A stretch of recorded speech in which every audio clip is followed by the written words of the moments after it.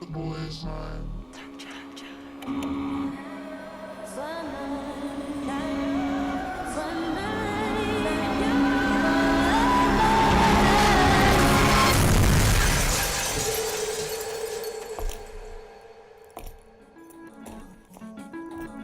You ready? I've been ready. What are we waiting for?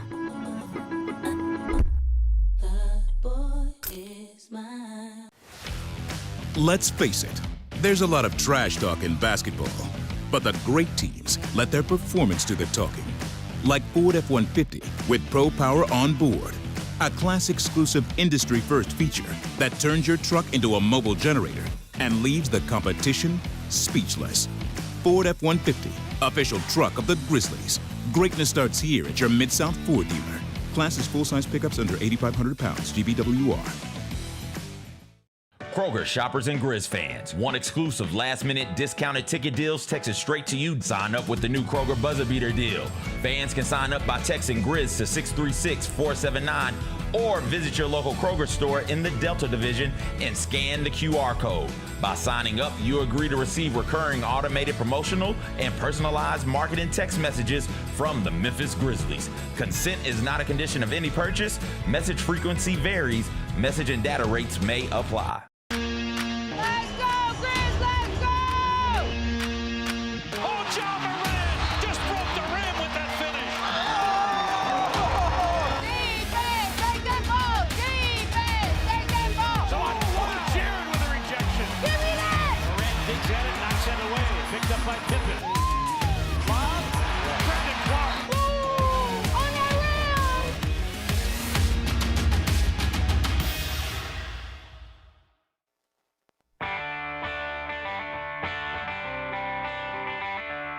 Live from the Built Ford Tough studio at FedEx Forum, it's the Gary Parrish Show, presented by Ortho South, on YouTube at Grind City Media and the official Grind City Media app.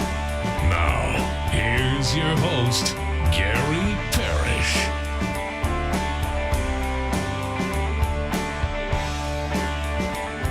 All right, I'm here. My name is Gary Parrish. I'm speaking to you from the Built Ford Tough studio. We're in FedEx Forum, downtown Memphis. Bennett Doyle, right there producing the program. Glad he's with me. Glad you're with me. Hope you're getting through the day best you can.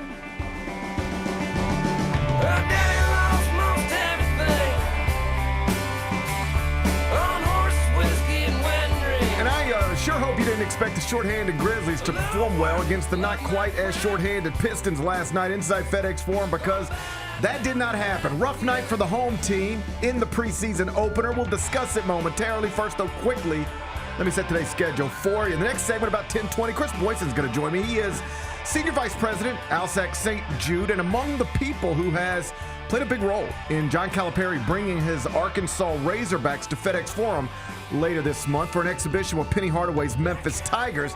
That game, of course, is going to raise money for the world's preeminent Children's Hospital located right here in downtown Memphis. Been waiting to catch up with Chris to talk about all things Memphis, Arkansas. It's coming up October 27th. He's going to be here with me in the next segment. Talk to Chris Boyson in about 20 minutes. Finish talking to him, take a break, come back, do 5 more things you need to know, at which point we're going to discuss 5 previously undiscussed stories. Among them, Bennett and I collectively and correctly identified funny business in Monday Night Football. The books were begging you to take Chiefs -3.5. Funny business. So Bennett, he rode with the Jaguars, and Trevor Lawrence came through for him, which means Patrick Mahomes, Travis Kelce, and the Kansas City Chiefs are now 2-3. And if the playoffs started today, they would not be in them. We'll talk Monday Night Football. We'll do it in about 40 minutes. Taylor Swift was on The Tonight Show with Jimmy Fallon last night and explained in part why she isn't performing at this season's Super Bowl. I'll tell you what she said. We'll do that in just a bit. The MLB playoffs continued last night. 2 National League games. Dodgers and Brewers both won again, so the Phillies and Cubs are both down 2-0 in their best-of-5 series. We'll talk baseball. We'll do that a little later on in the show. Interesting report this morning from ESPN detailing how there was only one franchise that Bucs star Giannis Antetokounmpo was interested in maybe, just maybe, being traded to this past offseason. I'll tell you which one it was. We'll do that in the third segment. And LeBron James, King, has announced another decision scheduled to be unveiled in about an hour or so. It led to ticket prices spiking for his one game in Cleveland this season, with the idea being perhaps it'll be his last game ever in downtown Cleveland. But turns out it probably has nothing to do with a possible retirement. We'll spend a few minutes on this silly promotion, what it appears to be, during a segment we call 5 More Things You Need to Know. Then we'll eventually do GP's Carryout, and then we'll call it a day. So that's the rundown. We got a lot to get to, but I did want to start with the Memphis Grizzlies because our NBA franchise opened the preseason portion of their schedule last night here inside FedEx Forum with the only 3 people on the team who cracked ESPN's list of the top 100 players in the league, all sitting on the bench in street clothes. Ja Morant did not play. Jaren Jackson Jr. did not play. Zach Edey did not play. Womp, womp, womp. Unsurprisingly, based on, I guess, nothing more other than those 3 facts, the Grizzlies took a loss last night. Final score, Pistons 128, Grizz 112. The Grizzlies actually led 42-24 after one quarter, in which they started 8 of 8 from three-point range. Boy, that was fun. But after that first quarter was done, the Grizzlies were outscored 104-70 over the final 36 minutes of the game. Yes, they were outscored by 34 points in the final 36 minutes. They gave up 50 points in the second quarter. And after scoring 42 points in the first, the Grizzlies never scored more than 24 in any of the remaining 3 quarters. Big Bet Bennett, you were inside the building to see it in person. Nice start.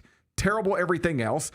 I know we've long known that the Grizzlies were going to open preseason without Zach Edey and without Jaren Jackson Jr., but we didn't get the news about Ja Morant's ankle sprain until about mid-show yesterday. So tell me, on a scale of 1 to 7, because that's the way we do it around here, how much did that development rip away whatever enthusiasm might have been there heading into last night's event?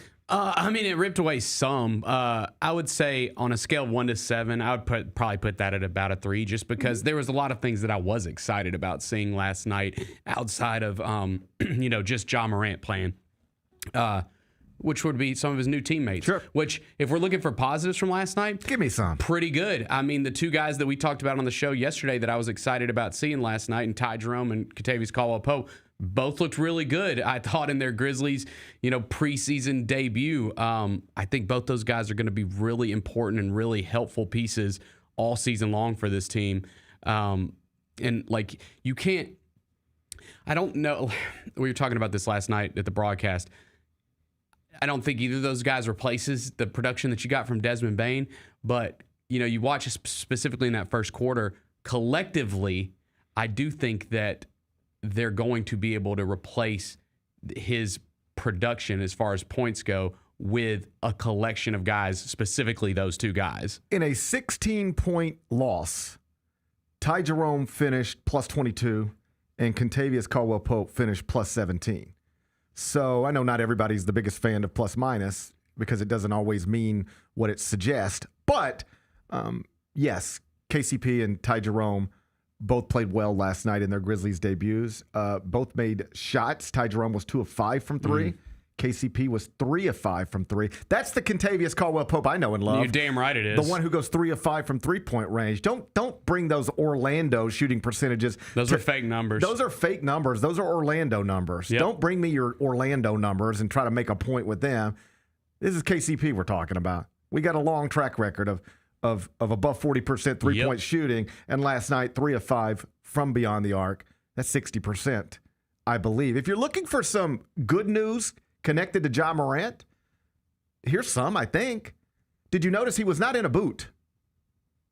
Because you best believe my eyes were on the tunnel. Like when everybody came out, and we're getting ready for the intros and stuff. I'm like, okay, moment of truth. Like what's he gonna look like when he walks out of that tunnel? Because he comes out last because he's not playing, and so if he came out on crutches, he'd been like, oh man. Bro, it would have been, even if it was just precautionary, it would have been the most deflating sight ever. I just don't even want to see him on crutches. I just don't want to see it. I would rather my eyeballs be removed from my head than me have to see Ja Morant on crutches again. Right. I mean, you don't want to see him. Just take my eyeballs before you make me look at that again. That's right. I mean, you don't want to see him in street clothes, but like, I definitely didn't want to see him in a boot or crutches, and we didn't get that. God forbid he could have come in one of those little scooters. You know how JB used to ride that scooter? I remember the scooters. If he'd have scooted in, I'd have been like, I would what? have thrown up all over myself. If he would have scooted in, I'd have had a real problem. Crutches, would have been a real problem. Yeah. Boot would have been concerning, but hand to heart, if he'd have been in a boot, you know what I tell you today? Mm-hmm. I can't tell you how many times I've seen people in a boot. You know what it's for? Precautionary reasons. Yeah. Not a big deal. I'd have said it's just precautionary. Bennett, don't read too much into it. But to not have a boot. Also, JB made this point on her show this morning. We still haven't seen a Grizzlies PR tweet about it. So maybe it's not that big a deal. Maybe it's not that. In all seriousness, I'm not going to sit here and speculate on it. Okay. I'm just saying. I'm trying to read the tea leaves. I love how I just set this up by saying I'm not going to speculate. I'm about to speculate. Yeah. You know what? In fact, I want to speculate a little bit. Let's speculate a little bit. If you don't mind, I'd like to speculate a little bit. In all seriousness, him not being in a boot suggests it's not that big of a deal. Because if it were... They put everybody in a boot. They put everybody in a boot. Yeah, they put everybody in a boot. I remember when I was the Memphis beat writer, I think Antonio Burks one season just lived in a boot. Yeah. He just in a boot every day. Yeah. Then he'd take it off and play basketball, and then as soon as the game was over, put it right back on. Right. Just in a boot all the time. In a boot can mean something or might just be precautionary. Yeah, we don't want you to put any weight on it at all. Yeah. In the absence of a boot, that does suggest this is not a big deal. And when you combine it with the inactivity of Grizzlies PR, you know how much they love to tweet. Mm-hmm. You know they love to tweet. Yeah, and I saw Harrington ask Tomas about it in the it was either pregame or postgame availability, and he kind of smiled when I believe the specific question was, do you believe he'll be ready for the home opener? And he kind of smiled and was like, he's week to week. Yeah, he just sort of he's week to week. Said what we had already heard, which is ankle sprain week to week. But again, the fact that he was not in a boot, I'm going to interpret that as a positive sign. I think most people were excited to see the debut of Cedric Coward. Yes. The lottery pick out of Washington State. If you watched, you know that he struggled. He took 7 shots. He missed all of them.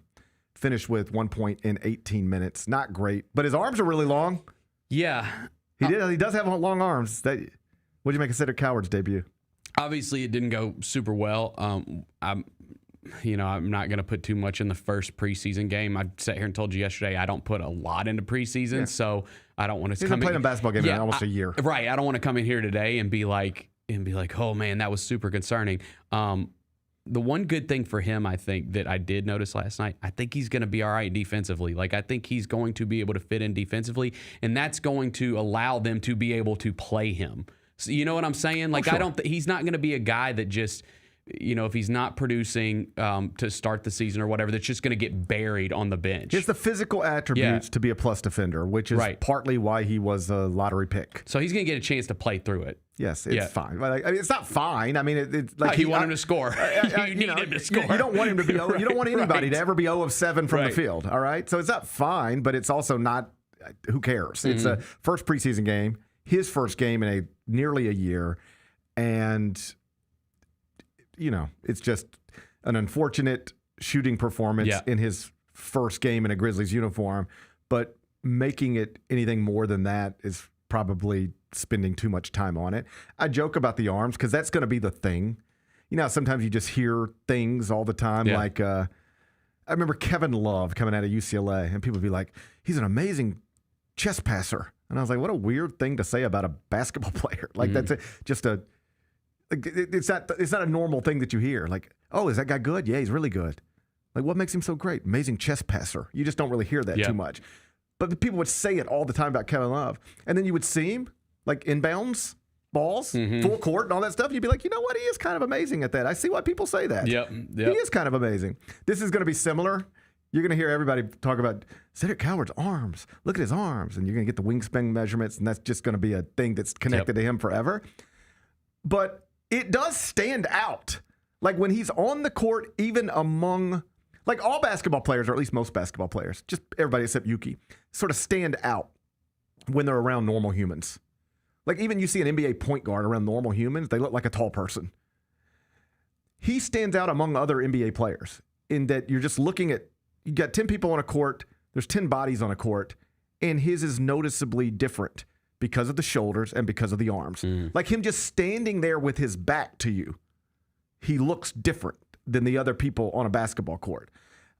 He's physically gifted and obviously talented, and yes, I would have preferred for his debut to go better, but not a big deal. Look forward to seeing him again tomorrow night. Yep. One thing that could be an area of concern this season, especially early in the season, with Zach Edey and Brandon Clark both sidelined by injuries and Jaren Jackson's availability unclear, is obviously rebounding, and it was definitely a concern last night. I don't care much for raw rebound numbers, but if you do, they were 55-38 in favor of the Pistons. The Grizzlies' defensive rebounding percentage, these are the numbers that I think are always more interesting, was 61.2. The Pistons' defensive rebounding percentage was 71.9. So on the defensive glass, the Pistons grabbed a higher percentage than the Grizzlies. Go to the offensive glass, it worked in Detroit's favor as well. Grizzlies' offensive rebounding percentage was only 28.1. Pistons' offensive rebounding percentage, 38.8. So Detroit was better on the defensive glass, better on the offensive glass. Again, some of this is just a lack of available front court bodies. Like no Zach last night, no Jaren last night, no Brandon last night. That's tough. Mm-hmm. But the Grizzlies are going to be shorthanded in the front court early in the season. And while they are, they're going to have to be better on the boards than they were last night, or else they're going to have a hard time beating anybody, especially anybody any good. So that's got to be addressed, got to be cleaned up. But even if it improves, it's not going to be a plus for them heading into this season. Like, this might be a questionable rebounding team, period, but especially so in the absence of Zach and Brandon and until Jaren's healthy, and it was on full display last night. Yeah, I mean, and Coach even mentioned it when he was asked about it, and he said that it's going to have to be like a team effort. There's not really one guy that's going to be able to carry the load. I mean, you would hope Jock Landale is going to have better rebounding numbers as we get close to the regular season and start the regular season. But yeah, it's going to be a problem until Zach Edey comes back. Mm-hmm. You'd hope that Jaren's numbers go up a little bit. He mentioned, that's something that he thinks he can be better at this upcoming season. Mm-hmm. And you hope to have him early in the season, but it's going to be a while till they get Zach Edey back. And I think that's going to be somewhere that they struggle. Like, they brought Conchar off the bench early last night. I think that's one of the reasons why he's a better rebounding guard. Like, I think you're going to see stuff like that, just trying to be creative. Well, in basketball, the way the game is played, your front court players are going to end up with more rebounds than your backcourt players. They're next to it, yeah. Like, they should. Yeah. But if your front court players aren't rebounding, or you've got issues in the front court as it pertains to rebounding, one way to help offset that is to have better rebounders on the perimeter, and that could be one way to offset some of the shortcomings in the front court. Hey, guys, like, I know we said last night it's going to have to be a team effort, but that doesn't just mean the tall guys. It might mean we need to be rebounding from not all five positions, perhaps, but like, everybody's it's got to be a priority on this team, because you don't have anybody on the roster who's going to sniff leading the NBA in rebounds per game.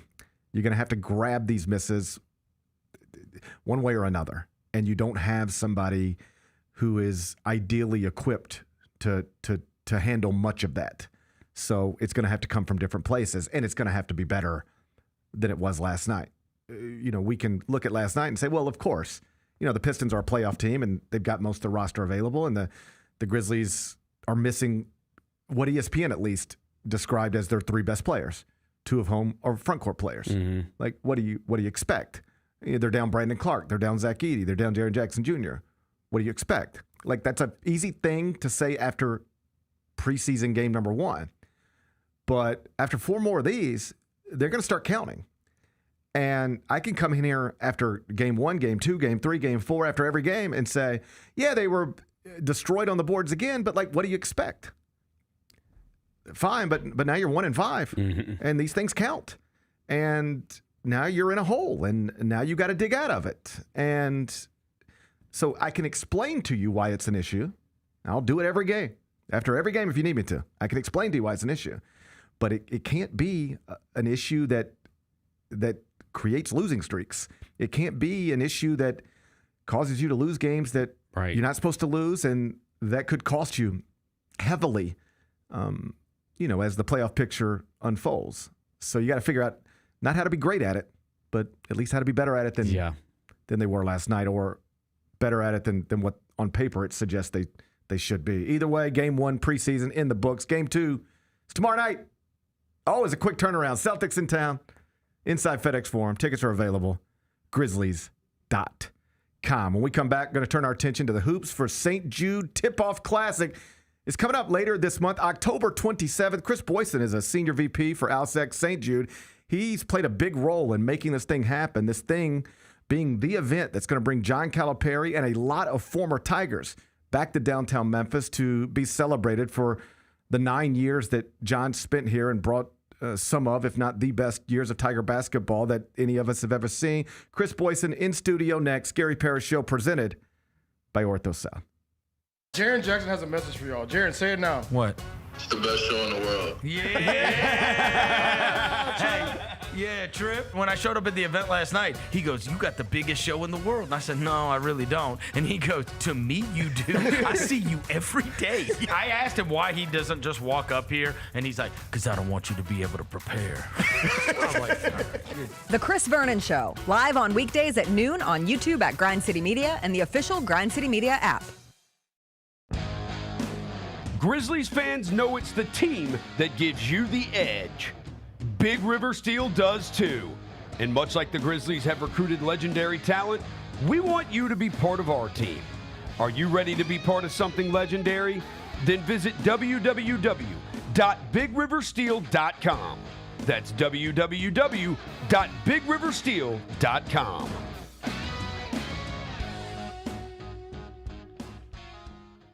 Jeff Dunham, Artificial Intelligence, his all-new tour. Jeff Dunham. You're the other white meat. How can you be so smart on one hand and so stupid on the other? Well, you're half of it. I realize I could have avoided all this years ago with one simple word. I do not. Silence! Don't miss a Memphis. Friday, April 10th, FedEx Forum. Tickets on sale Monday, September 29th at jeffdunham.com. Nate Bargatze. Look, I say a lot of dumb stuff. I try to keep it in front of large groups. Seems to go better that way. Big Dumb Eyes World Tour. When you say something dumb one-on-one, it's a lot for that person. I'll say it, then I can just feel that they feel the weight of my life on their shoulders. Tickets and info at natebargatze.com. Don't miss the Big Dumb Eyes World Tour. Nate Bargatze. Sonic Radio. Welcome back to Sonic RNDIO. That spells radio with me, the CIO. This just in, the new Sonic $1.99 menu lets you build a crave-worthy meal for just $1.99 an item, whether that's a creamy shake, crispy tots, or a quarter-pound double cheeseburger. This just out. Ostriches. They're mean, not very cute, and in my opinion, way too big for a bird. Don't miss the Sonic Fun 99 menu. 5 items, always $1.99. Live free, eat Sonic. Tax not included. See menu for details. Jaren Jackson has a message for y'all. Jaren, say it now. What? It's the best show in the world.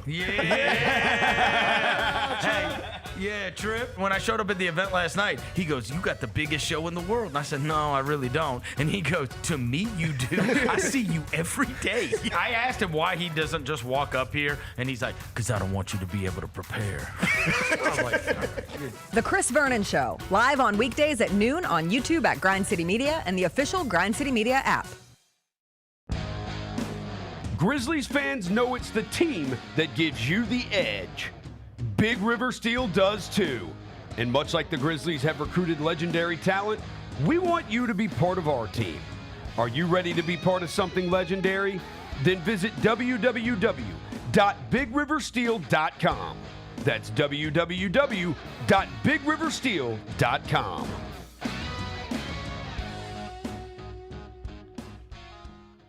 Jeff Dunham, Artificial Intelligence, his all-new tour. Jeff Dunham. You're the other white meat. How can you be so smart on one hand and so stupid on the other? Well, you're half of it.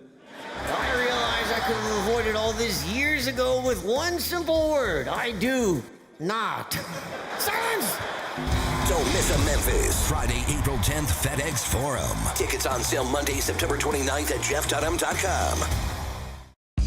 Nate Bargatze. Look, I say a lot of dumb stuff. I try to keep it in front of large groups. Seems to go better that way. Big Dumb Eyes World Tour. When you say something dumb one-on-one, it's a lot for that person. I'll say it, then I can just feel that they feel the weight of my life on their shoulders. Tickets and info at natebargatze.com. Don't miss the Big Dumb Eyes World Tour. Nate Bargatze. Sonic Radio. Welcome back to Sonic RNDIO. That spells radio with me, the CIO. This just in, the new Sonic $1.99 menu lets you build a crave-worthy meal for just $1.99 an item. Whether that's a creamy shake, crispy tots, or a quarter-pound double cheeseburger. This just out. Ostriches. They're mean, not very cute, and in my opinion, way too big for a bird. Don't miss the Sonic Fun 99 menu. 5 items, always $1.99. Live free, eat Sonic. Tax not included. See menu for details.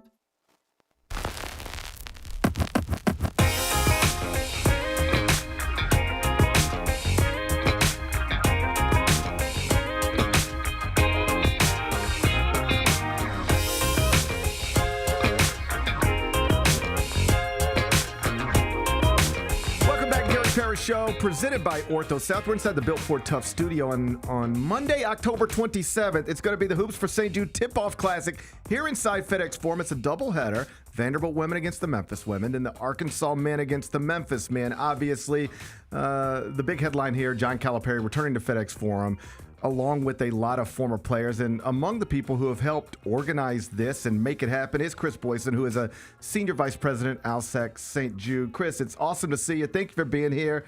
How you been? Been great. Thank you for having me. Appreciate the opportunity. So before we start talking about the event specifically, help people understand, like, what's a day in the life for Chris Boyson? What is Senior Vice President, ALSAC St. Jude? What does that mean? You know, what I do at ALSAC is I work on the event side. Right. So golf tournaments, FedEx St. Jude Championship, I work with that. In addition to 120 other tournaments around the country, dinners. We've got the Dream Home raffle here in town, St. Jude Dream Home. We do 54 of them around the country. We do radiothons like the ones we do here in Memphis on Kicks 106. We've got 300 of those around the country. So really anything that we do, we try to scale it and make it bigger. And that's my job, to come up with ways to scale things and come up with new ideas for fundraising to support the life-saving mission at St. Jude. So obviously, me growing up here, I've been around St. Jude my entire life. I've been to the hospital many times. I told the story over the past year. My youngest son's little baseball teammate has been a patient there over the past year or so, and has been taken care of in an amazing way, and like they're forever grateful, like, for everything that St. Jude does. We had Wiffle Stock just a few weekends ago, and we had a home run derby to raise money for Ronald McDonald House, and Maddox, the little boy, was able to come to that, and it just sort of to put a face in to allow everybody to sort of, this is who we're doing this for. We're helping this young man and changing the lives of this family. I've always been around it. What really makes me proud is I can be anywhere in the country. I don't have to be here for people to understand what is happening in downtown Memphis. And even at CBS, when they are bringing ideas to us, it is almost always connected to St. Jude Children's Research Hospital. Do you, I guess that's a long way to get to this. I know your job pulls you in a lot of different directions, but it must be satisfying to recognize how, I think, willing and enthusiastically people are about trying to help you do your job, which is to raise money for this amazing place. I'm constantly blown away at the heart and spirit that people have for our mission. Like you, I grew up here. Right. And, I knew about St. Jude. I really got pulled in when I was in college. There was a buddy of mine, his name's Tim. He started dating a girl who was a patient at that point, and she was not at her best. She had lost her hair due to chemo. She was bloated. He fell head over heels in love with her, and so I kind of followed their journey as they progressed. And fast forward to her, on the when kids have their last day of chemo at St. Jude, we throw them a party. Right. And so Tim waited for her in the lobby. He had balloons and flowers, and cameraman from one of the local TV stations. She came out, he got down on his knee and proposed to her in the lobby of St. Jude. So I was in their wedding. Wow. And so I got, that up close version of St. Jude that a lot of people don't get. And I was hooked at that point. Yeah. I was working elsewhere at the time, and Ann was the patient. She came to work at ALSAC, and I told her if something ever comes open, let me know. And she did, and I've been here 30 years. So to your point, I just, I see that heart and spirit and love that people have for St. Jude, and it blows me away. Every time I go to one of these events, we cover events across the country, and you don't have to be in the Mid-South for people to know and love St. Jude. That's exactly right. And one of the things I always tell people, I guess by definition, you never want to be there, right? That's right. The only way to get there is you've gotten some really bad news. That's right. But man, if you get that bad news, you're going to be really thankful and appreciative and blessed that you are there, because I just remember these feelings, and I'm certain they're not unique to me. I'd go over there, I'd get asked to come over and just like read to kids or hang out with kids, and they don't know who I am. But I just remember meeting a teenage girl, and she had literally got the diagnosis yesterday. Yeah. And this is all very fresh, and I just can't imagine how your whole world's just turned upside down. Like with my son's baseball teammate, like he was swimming at our house on a Saturday, and on Tuesday, like we were on this path. Life has changed quickly. And it's just amazing to see.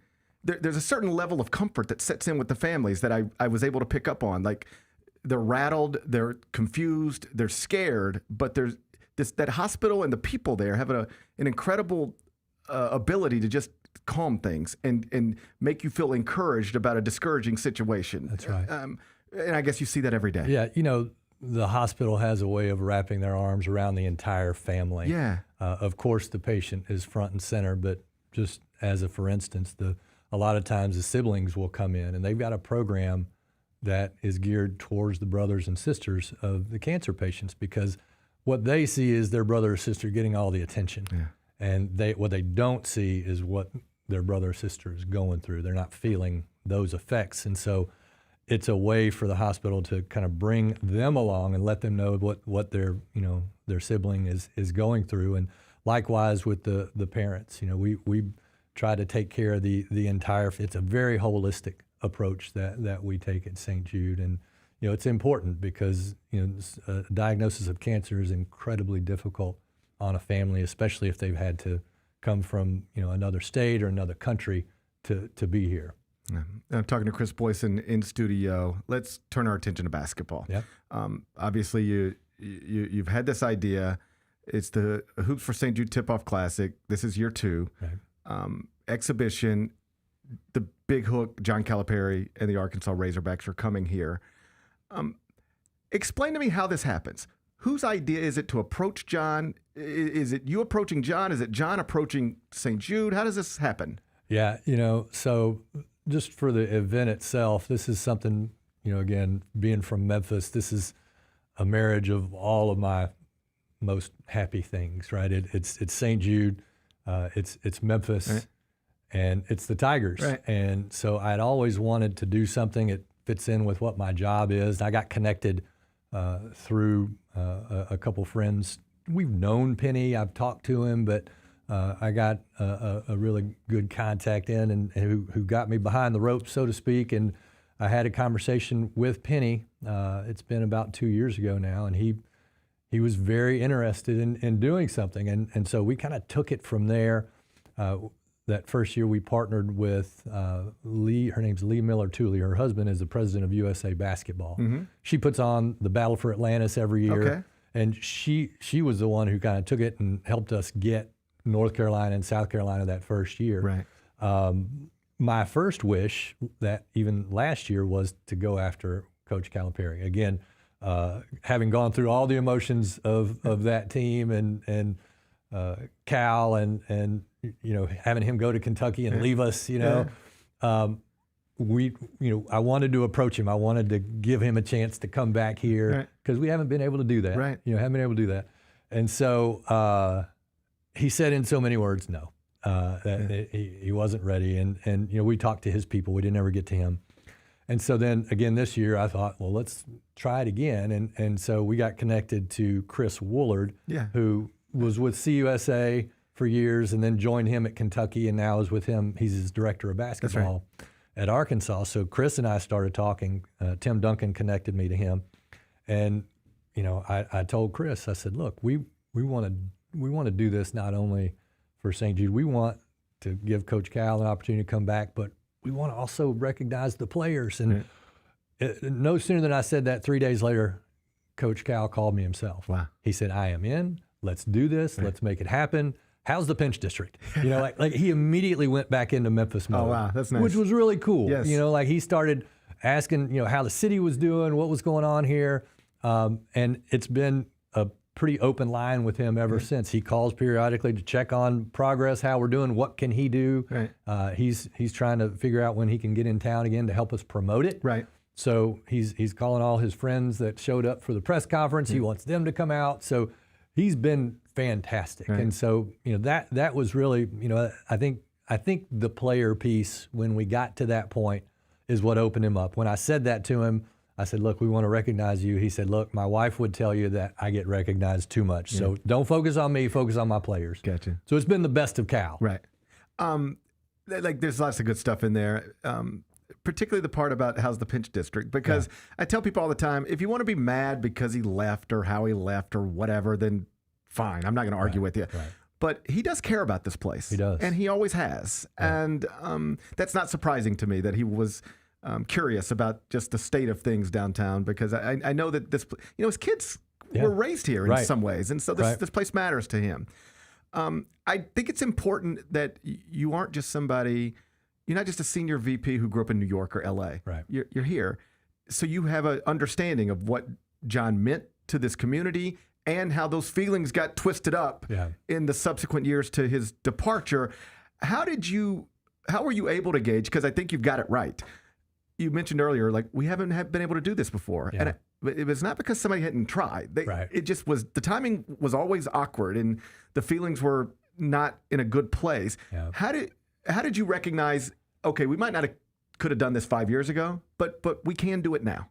I think that Memphian intuition, just, you got, like you said, you got to kind of be here to understand it. But to me, it was when he went from Kentucky to Arkansas. That's a big deal. It created a little bit more distance. Yes. There wasn't that just disdain for Kentucky that Memphis fans had grown with for the past 15 years or so, where we just rooted against him every game. Now he's at Arkansas, which again, it's a rival, but there's that distance, and I think that helped him too. Yeah, because he, again, it was a pretty quick no when we went to him then, and that second time it was a pretty quick yes. Yeah.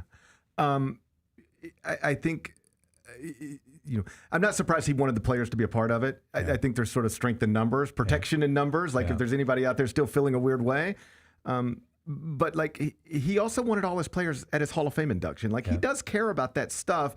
Do we have a sense for how many players are going to be here on October 27th and the big names that everybody would look forward to seeing? Yeah, look, I got a list from Tim Duncan this morning. We've got about half of all the players that had ever played for him so far have committed. And it's a lot of the players from that, 07, 08 team, but a lot of others too.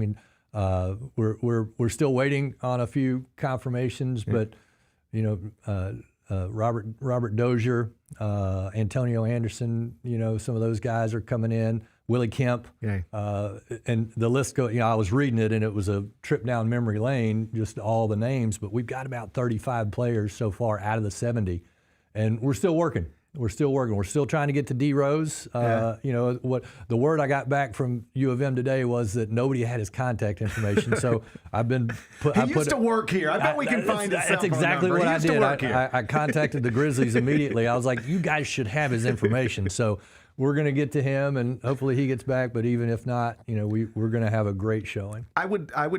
Derek's busy. He's a father. Yeah. He can be here or not. That's up to him. That's right. I'm not making other people's travel plans. Right. But I would like for him to feel that too. Yeah, I agree. Because he left here. I don't even know if people remember this, but it was like, you lose the national championship game, and then he was just, he got into a fight. There was like a thing, there was an altercation. That's right. And then they got him out of here, and he just sort of never, there was no closure ever to anything. And then the academic stuff, the standardized test, and I think he was sued at one point. And I loved that he came back here and was able to live here for a minute with the Grizzlies because it allowed him to, and his family, his kids, to see how much he mattered to people here. And maybe that was helpful for him. But I would like for him to stand in FedEx Forum and be recognized by Tiger fans. If he can be here, that'd be a sweet thing to see. 100%. How can you obviously people talk about attendance in the city all the time, whether it's at Simmons Bank for football games, Grizzlies games. We want this to not just be a doubleheader of basketball, but we want it to be a night that people remember and remember fondly. And a lot of that will be determined, I think, by what it looks like. How many people are there. That's right. If I just turned it over to you and asked you to try to explain to people how important it is to get downtown if you can get downtown, not just to make the night, but to, again, raise money for this amazing place less than a mile away from us, how would you go about doing that? I think, Gary, the first thing I would say is look at what you're helping make possible here in Memphis, Tennessee. Right. When St. Jude opened its doors in 1962, the survival rate for childhood cancer was about 20%. Right. Today, for all childhood cancers, it's north of 80%, thanks to breakthroughs that have happened at St. Jude. And so this is another thing, and I told it to Andrew, Maddox's father, because I'm familiar with these numbers,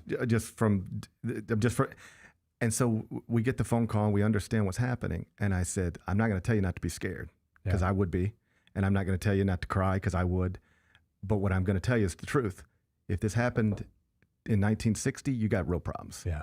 Right now, you're gonna make it. That's right. You're an 80% free throw shooter at the free throw line. That's right. You feel good about this. That's right. And I hope every family understands those numbers. It is a gut wrenching thing to hear. I can't imagine. Yeah.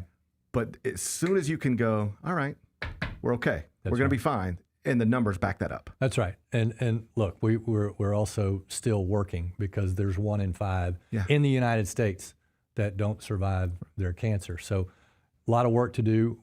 I would then take that out to a global perspective, where in many countries that survival rate today is less than 20%. Right.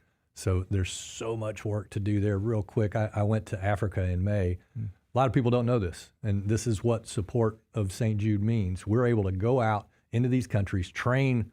Like with this particular visit, we had institutions from all over sub-Saharan Africa come in. We trained them on how to fundraise, and our doctors and researchers trained them on how to treat cancer locally. I was in a hospital there. There were 20 kids in a room, and the conditions are about what you'd think they would be, right? The beds were in a hallway, lying down the hallway, about 20 of them. They were rusty. The floor, you could see the subfloor underneath. The tile was coming up, and the medicine refrigerator was like the worst dormitory fridge you've ever seen in your life. The conditions were terrible. Right. They had one room that they were all sitting in, about 20 of them. It was their den, it was their cafeteria, it was their school, and these kids were laughing and smiling and happy. And the math hit me as I stood there looking at them, because if you apply the math in Kenya and many of these countries, like I said, the survival rate's less than 20%. 4 of those kids out of the 20 are going to walk out of there. Right. That's not fair. Right. The leading kind of determining factor whether a child survives their cancer or not is where they were born. So that's another thing that St. Jude is doing. We're not just attacking cancer here in the United States. We're attacking it worldwide. 400,000 kids get cancer every year. So that's the first thing I would say, just what St. Jude is helping make possible worldwide in this fight against cancer. I think the other thing is it's about Memphis. Yeah. You know, you think about this city right now where we are, there's so much to feel good about. There's a lot to be apprehensive about. Sure. You know, you can look at it from 2 ways, but we've got a chance for a 5-hour infomercial on ESPNU. Lady Tiger's going to be on national television. I don't know the last time that happened. We got the men's team, but it's an infomercial for the city of Memphis. That's right. And that Memphis has been an incredible host to St. Jude Children's Research Hospital since 1962. And part of what we do, we like to give things back. You know, I helped work on the marathon to get that started.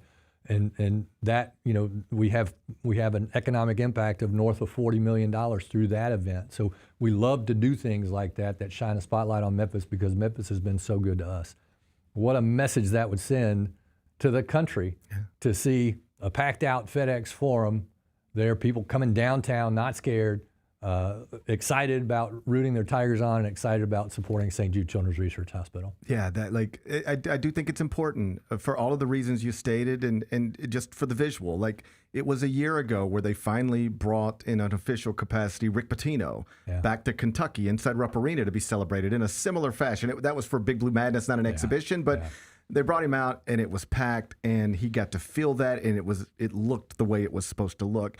And I just hope that on Monday, October 27th, that we are able to create a similar scene. That's right. Where, John gets to feel an appreciation from people who may have felt a certain way at a certain time, but at another time they had an incredible admiration and appreciation for what he was bringing to the city. That's right. And, if we can all get together on a Monday night and celebrate that, that would be a really special night. So I hope the community responds. Tickets are available. Ticketmaster.com. Ticketmaster.com.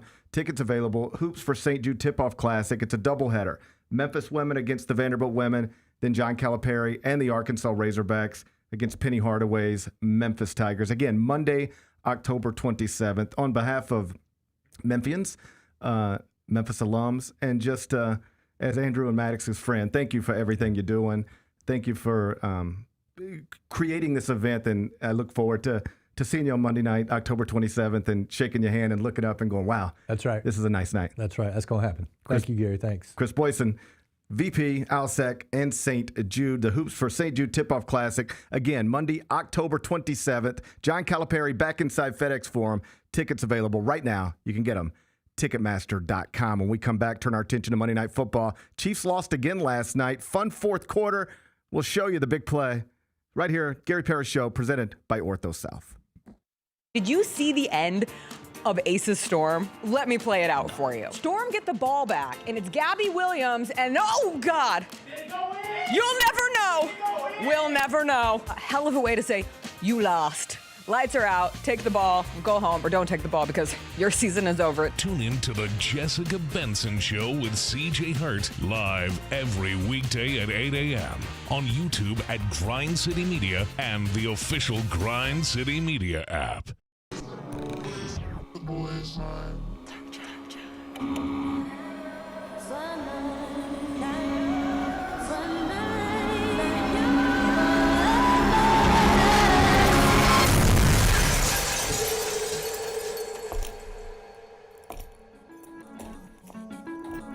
You ready? I've been ready. What are we waiting for?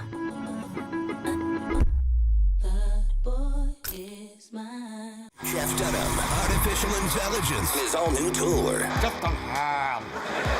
You're the other white meat. How can you be so smart on one hand and so stupid on the other? Well, you're half of it. I realize I could have avoided all this years ago with one simple word. I do not. Silence! Don't miss a Memphis. Friday, April 10th, FedEx Forum. Tickets on sale Monday, September 29th at jeffdunham.com. Nate Bargatze. Look, I say a lot of dumb stuff. I try to keep it in front of large groups. Seems to go better that way.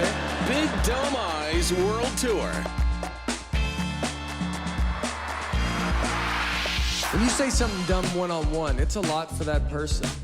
I'll say it, then I can just feel that they feel the weight of my life on their shoulders. Tickets and info at NateBargatze.com. Don't miss the Big Dumb Eyes World Tour. Nate Bargatze. Sonic Radio. Welcome back to Sonic RNDIO. That spells radio with me, the CIO. This just in, the new Sonic $1.99 menu lets you build a crave-worthy meal for just $1.99 an item. Whether that's a creamy shake, crispy tots, or a quarter-pound double cheeseburger. This just out. Ostriches. They're mean, not very cute, and in my opinion, way too big for a bird. Don't miss the Sonic Fun 99 menu. 5 items, always $1.99. Live free, eat Sonic. Tax not included. See menu for details.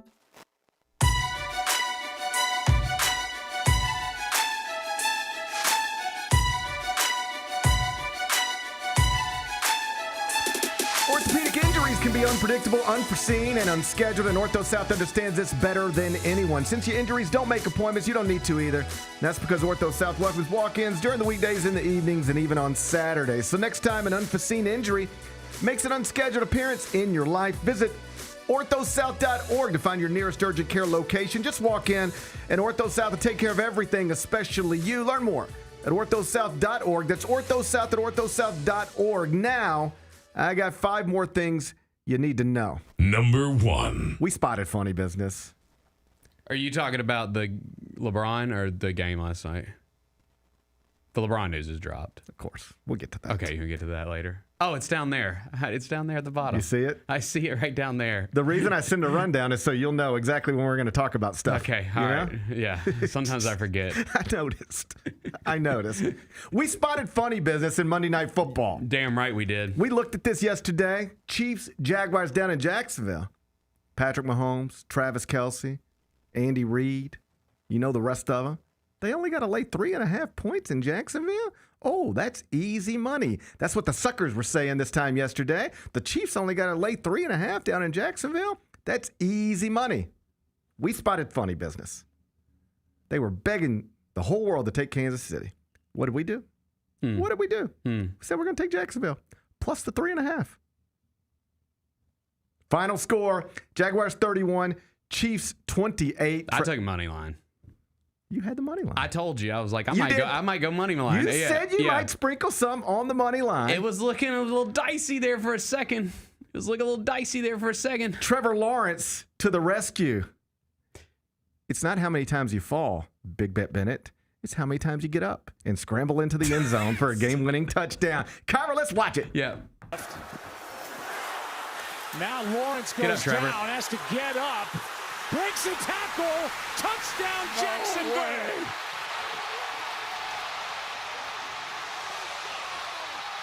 You're not supposed to fall down. That's not part of the play. Trevor. But it's not how many times you fall down, Bennett.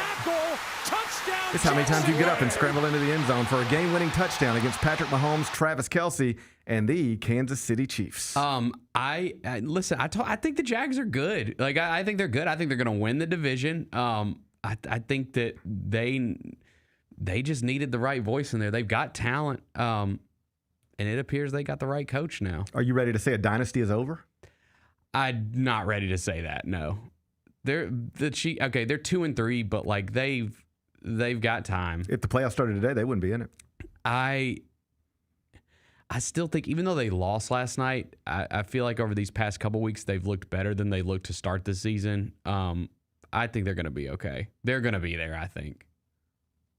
They're going to be there. They're going to be there. The internet's saying the dynasty might be over. No. The dynasty. No, it's not. Saying. Okay, well, you can go ahead and I feel like we've said that a couple times. I've never said it. And I want to be clear, I'm not saying it now. Yeah. I'm just telling you, I read it on the internet. I feel like it's been said before. On the internet, they said the dynasty might be over. Let me pull up. They said Patrick Mahomes doesn't have enough weapons, and Travis Kelce, he's just a shell of himself. Okay, well, he gets Rashee Rice. He might have a wood, but he's a shell of himself. Is that what that means? Bennett. Was it like boner? Is that what they... Can I say that word? Can you say boner? Is that what it meant? You might can, but I don't. I mean, are you 11? Is that what it meant? You want to sound 11? Then absolutely say boner. Is that what it meant? Was that what it meant? Are you the one person on the planet that doesn't know Taylor Swift wrote a song about Travis Kelce's ding-a-ling? I didn't know that was the song, and I didn't know that I didn't know. I knew there was a song about him, but I didn't know that was that song. It's about his wiener. Is it really? She wrote a song about his wiener.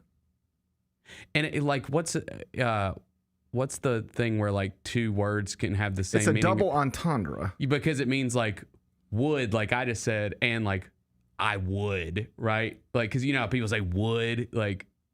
You sound a little bit like Lane Staley saying would over and over and over again like this. It's a song. It's a double entendre, sure. But it's about his wiener.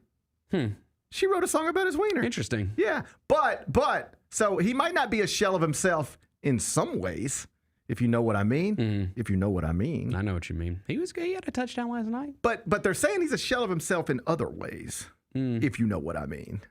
He had a decent game last night. He was fine. It wasn't his fault they lost. Final score 31-28 Jaguars over the Chiefs.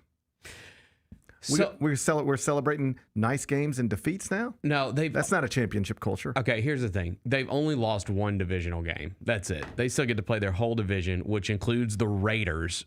They get 2 games against the Raiders. Don't forget that much. That sounds fun. Yeah, so I wouldn't mind doing that myself. Yeah, so let's go ahead and we can go ahead and punch them into 4-3 just right off that. All right. Okay, so you're not concerned. You're not concerned. No, I mean they got a tough one against the Lions. They got to play the Commanders. They got to play the Bills. But I think dude, they get to play the Titans. They get to play the Raiders twice. That sounds fun. All of that sounds fun. Yeah, I think they're gonna be okay. Okay, Bennett. Bennett says he's not concerned. The internet's concerned, but Bennett says he's unconcerned. And Bennett also happens to be the last person in the world. I didn't know that was the How did you get through the weekend without hearing about Travis Kelce's wiener? I was too busy crying. What did you do all weekend? I was too busy crying to ruin a friendship. That was my favorite song on the album. That one hits. Yeah, it hits. Does it not? Does it not? I don't know. Damn, I'm driving in my car listening to that like, God. It hit? That one hit? Yeah, it's sad. Wow. Yeah. She bounced back. For every one of those. I need to dive in. Wood's at the bottom of the album, right? Yeah, I'll dive into it. Bottom of his knees, it sounds like. Jesus Lord. Hit your little button. Okay, All right, okay. let's get out of this before we get in trouble. Number 2. Hey, Travis Kelce's fiance, Taylor Swift, she was on Jimmy Speaking of Fallon. devil. She was on Jimmy Fallon last night. Did you see Taylor Swift on Jimmy Fallon? No, what'd she say? She said a lot of stuff. She said a ton. She was asked, point blank, did you turn down the Super Bowl because the NFL wouldn't let you own the rights to your Super Bowl performance, which was the report. The report was Taylor Swift was... And then I can repurpose this video later. Hey, right. It's mine. I can do whatever. I own it. I can do with it whatever I want. And the NFL reportedly said, no, we're not. We know you're Taylor Swift, but we're the NFL, and we're not going to let you own something that we believe is ours and that it has forever been ours. Every Super Bowl performance in the history of the Super Bowl, we own that. Prince, U2, Kendrick Lamar, they're ours. And if we were ever going to change the rules for somebody, it might be you. But we're not going to change the rules for you. That was the report. Okay. She said that's not true. But it was sort of, the whole thing was weird. I was disappointed in Jimmy Fallon last night. You got the biggest pop star in the world sitting right next to you. And he just didn't seem prepared for it, like ready for it. They played this game in the middle of it where it was like, I'm going to say 5 things. One of them's true. 4 of them are false. Mm-hmm. And it was one of those deals where it's like, all right, we'll do this little bit with Taylor. We'll do this thing. But he didn't seem to know how to do it. And he got confused in the middle of it. And it was just awkward. And that's why she only goes on Fallon. It's probably because he lobs up the easy questions. Yeah, he does the easy stuff. That's a fair counterpoint. Yeah. Because in my head, the whole time I'm watching, I'm like, bro, like not many people get to interview this woman. Right. And she is the most popular woman in the world in some regards. So, like, shouldn't you be better at this? But perhaps that's how you get Taylor Swift to come sit down next to you. He's not going to make it. He's not going to do anything remotely controversial. But then he was just... There won't be a soundbite, But then he just said things that just, like, I don't know, like, small thing, but it irritated me because I know it's not true. He was like, well, I don't believe... Because one of the things was you turned down the Super Bowl because they wouldn't let you own your performance. Mm-hmm.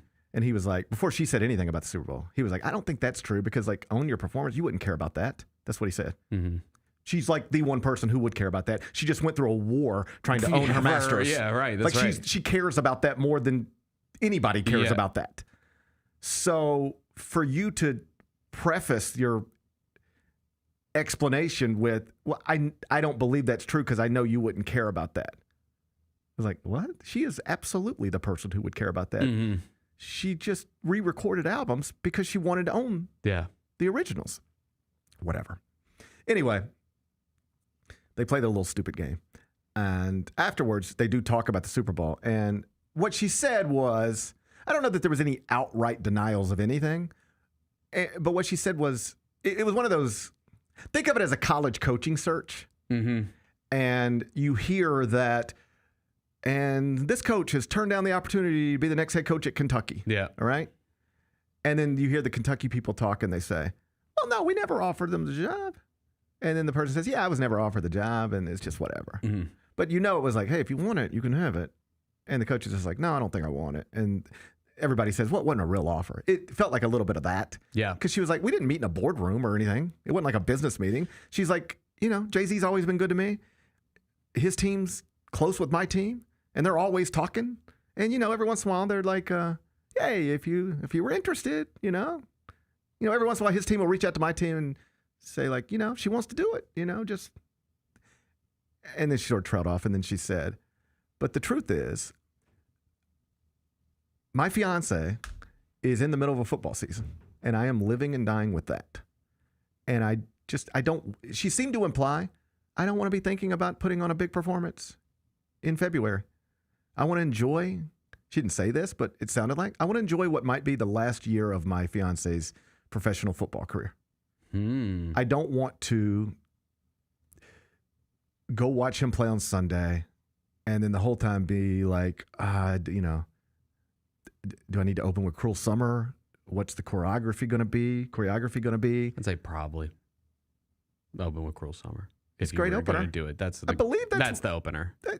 She opened a lot of Eras tour with that. I wasn't there, but I'd heard. I was there, and yes, that was the opening thing. She came out to something else, but then it pops into Cruel Summer pretty quickly. Right. So maybe so. Anyway, she was just like, I want to enjoy. It seemed sweet. It seemed like my fiance has immersed himself in my world, and I would feel a little selfish if during his season, rather than focusing on him the way he focused on me during what was my season, if you will, I'd feel a little selfish focusing on me during a time period where the focus should be on him. So I'm not going to do it. You know what I think?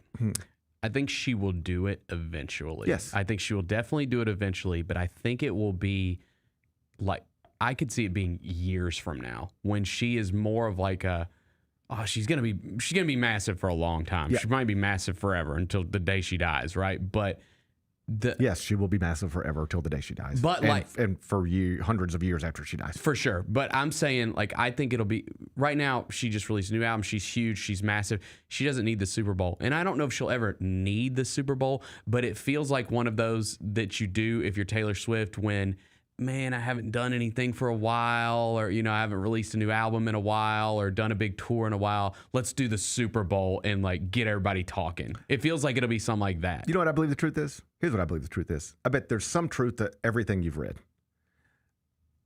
I bet you there's not an email track record of, I will do this if you let me own the performance. And they said, no, Taylor, we can't do that. I bet you it was just like casual conversations. Would Taylor be interested? Well, she might be, but she's going to need a couple of ads, given to her to promote stuff within the Super Bowl telecast. That's like $1 million a pop. More. Probably, yeah. And she's going to need to own the thing. These are just things. Yeah. Like, we're just talking. Are we just talking here? These are the things I know she would want before we even consider that. And they come back and go, well, I don't know if we're going to be able to do that. But like, what if we did this? And then it becomes increasingly clear we're not going to be able to get to where we're trying to get to. Mm-hmm. And then her team just says, you know what? Here's the truth. Like, let's just circle back another time. Like, we're not going to be able to get where we're trying to get to. Right. And the truth is, she just wants to relax right now anyway. She was on tour. She's just got engaged. She just got the album. She's in the wedding planning phase. Yeah. And she just really wants to focus on Travis's season and enjoying that and supporting him. And so let's just table this for now. You guys call Bad Bunny and circle back in a year or 2 or 5 or whatever. I bet you everything you've read, there's some truth to all of it. Mm-hmm.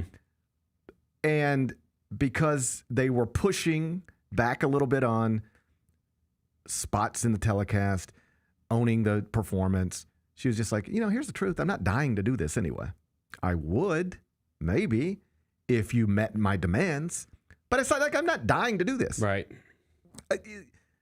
So if you're not as agreeable as I would like for you to be, it's fine. I'm not mad at you. I understand your position. But like, I'm not dying. I don't need to do this. I don't have to do it. I'm not dying to do it. Like Lil Wayne was dying to do the Super Bowl, right? She's not. She's like, I can do it. And she's also so big of a star. You know what she knows? I can do this whenever I want to do this. It's not like this is my one shot and I turn it down, they'll never come back to me. They will come back to me every year for the foreseeable future. I'll do this another time. Yeah. You know, when Travis isn't playing, you know, he's hosting a television show somewhere, through with football, and I'll go do it then. I bet you there's some truth to all of it. Yeah. And then it just broke down, and because she wasn't dying to do it anyway, you just passed on the opportunity. But Taylor Swift on Jimmy Fallon last night, if you missed it, you can find it. It's on YouTube. Number 3. Major League Baseball playoffs continue last night. We had 2 National League games, and the Brewers and Dodgers both won again. So Brewers are up 2-0, best of 5 series. Dodgers up 2-0, best of 5 series. LA, Philadelphia headed back to LA now. Cubs and Brewers headed to Wrigley, but barring a surprise, and that surprise would require the Phillies to win 3 straight games against the Dodgers and the Cubs to win 3 straight games against the Brewers. Barring that kind of surprise, then we are going to have a Dodgers-Brewers in LCS, and I just don't know what you do with the Dodgers. It's just, they're outrageous. Yeah, man. I mean, Philadelphia is awesome, and they just march right in there and just, and what do? You look at a lineup, it's like, here's Mookie Betts, here's Shohei Ohtani, here's Freddie Freeman. Yeah. Then you look at the pitching staff, it's like, so who they going in game 1? Shohei. Oh, okay, well, let's get him out of the way. What about game 2? 2-time Cy Young Award winner Blake Snell. Jeez. Like, when do we breathe? Right. They're just too good. $340 million will buy you a hell of a baseball team. Yeah. Well, I mean, never mind. I wasn't gonna dagger you there. $330 million does not buy you a great baseball team. All right, but $340, it'll get you the Dodgers. It'll get you there. $330 will have you finishing behind the Reds, believe it or not. But $340, that gets you the Dodgers. We just got to spend better. I think just more. That's the answer. Spend more. I want a $500 million baseball team next year. Yeah, just spend more. Give me a $500 million baseball team. We're going to figure this out. That'll get it done. We're going to figure this out eventually. Yeah. If we got to be the first $1 billion baseball team, fine with me. We're going to figure this out eventually. Dodgers, Brewers, both up 2-0. We get 2 more games tonight. ALCS. Mariners, Tigers, that series is tied 1-1. That's fun. It's the only one that's tied 1-1. Yeah, that one's fun. And then Blue Jays, Yankees, Bronx Bombers on the brink of elimination. I think they might be donezo. I think they might be donezo. Yeah. I think they might just go out tonight, and then Aaron Boone is removed by Friday. Yeah. 3:08 Mariners, Tigers. That's first pitch FS1. 7:08 Blue Jays, Yankees. We're going to get Bennett to pick that one in GP's carryout. Number 4. Interesting report from Shams Charania this morning. ESPN.com said that in the offseason, for about a 2-week span, the Knicks and Bucks were having conversations about a possible Giannis Antetokounmpo deal after Giannis indicated to Milwaukee he did not necessarily want to be traded, but if you are interested in trading him, there is one franchise that he would be interested in maybe being moved to, and that franchise was the New York Knicks. That makes sense. Yeah. Yeah, that makes sense. I figured he would want to stay in the East regardless. Why? You're used to it, right? You've played your whole career in the East, probably used to the how the schedule falls, like, you know, or just the teams that you play, your competition. Like, I know you play every team, but you obviously play your Eastern Conference opponents more. Like, I don't know. It's an easier path. Like, he would never admit that, but it's an easier path. If I were a superstar like him right now, the place that I would be interested in going is New York. Dude, absolutely. I mean, the team that was in here last night, they got a chance in the East. Yeah. You know? Like, I think Cade Cunningham's going to be a star. Like, he is a star. I think he's going to have an amazing season, and they've got a chance to win the East. And I'm in no disrespect, but if the Pistons got a chance to win the East, like, it's up for grabs. I think the Knicks is the best destination spot for a superstar right now, and not just because they are set up to take advantage of a Tyrese Halliburton-less Pacers team and a Celtics team without Jason Tatum. It's not just because they're set up to go to the finals. And if you're somebody like Giannis, you take Giannis. I don't know what the package would look like, and reportedly they never really got close. They never really got close on any sort of deal. it felt like they talked, and it was like, so what do you know, what would you want for Giannis? And the Bucks are like, boom, boom, boom, boom, boom, boom, boom, boom, boom, and then another 80 things, and the Knicks were like, all right, call me and get back tomorrow, and they just never got anywhere really. But I bet you if a Giannis trade would have went down, the sportsbooks update, the Knicks would be the favorite to win the East. So it's an awesome destination for a superstar who's trying to maybe force themselves out of a not so great situation for that reason, but also because you cement a legacy. Whoever is the first guy to bring a title to the Knicks in forever is going to be the king of New York for a while, forever. Yes.